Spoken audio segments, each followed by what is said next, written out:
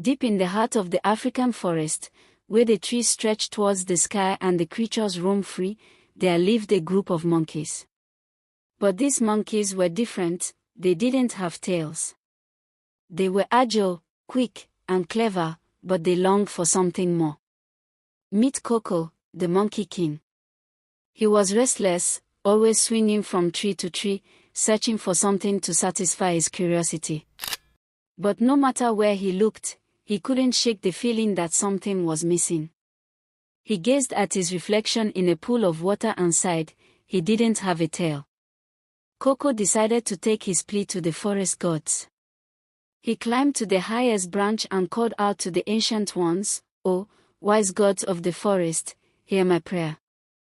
Grant me a tail, and I will be the happiest monkey in the forest." The gods looked down upon Koko and smiled. They had a task for him.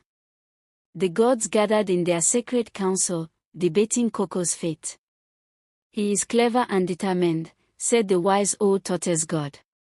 "But is he worthy of a tail?" asked the mischievous Anansi. The gods decided to test Koko's worthiness. The gods presented Koko with a challenge: retrieve the magical vine that grew on the other side of the forest. "If you succeed," they said, "you shall be rewarded with a tail." Koko's eyes sparkled. He was determined to succeed.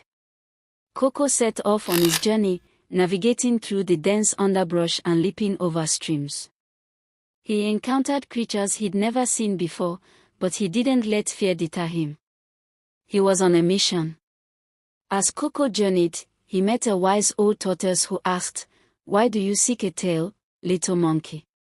Koko explained his dream, and the tortoise shared words of wisdom.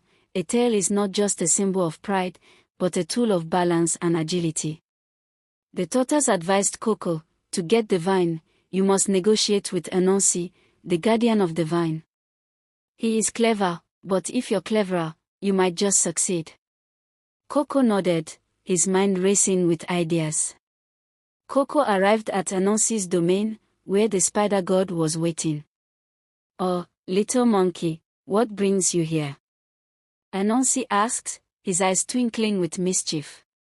Koko explained his quest, and Anansi smiled. He had a challenge for Koko. He presented Koko with a seemingly impossible task: solve a puzzle to unlock the vine. Koko pondered, but Anansi's trickery was hard to outsmart. Just when Koko thought he'd fail, he remembered the tortoise's words and solved the puzzle. Koko outsmarted Anansi, and the vine was his. Anansi grinned. He was impressed. "You are clever, little monkey," he said, handing over the vine. Koko thanked Anansi and began his journey back to the gods. Koko returned to the gods, vine in hand, and presented it to them. The gods were pleased. Koko had passed the test.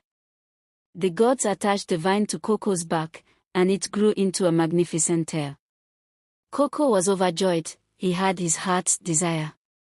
The gods laughed, and the forest creatures joined in, celebrating Koko's new tail. Koko swung from tree to tree, his tail swishing behind him. The monkeys gathered around, marveling at Koko's tail. "We want tails too," they cried. The gods smiled. They had a surprise for the monkeys. Koko basked in the admiration of his friends, proud of his new tail. He knew it was a symbol of his determination and cleverness. The gods granted tails to all the monkeys, and they celebrated long into the night. Koko's friends thanked him. He had brought them a special gift. Koko realized that the true lesson was not just about getting a tail, but about patience, cleverness, and perseverance. He vowed to use his gifts for the good of all. Anansi smiled. His trickery had led to something wonderful. The monkeys' tails were a reminder of Koko's bravery and cleverness. The wise old tortoise nodded. Koko had learned well. The tortoise's wisdom would be remembered for generations to come.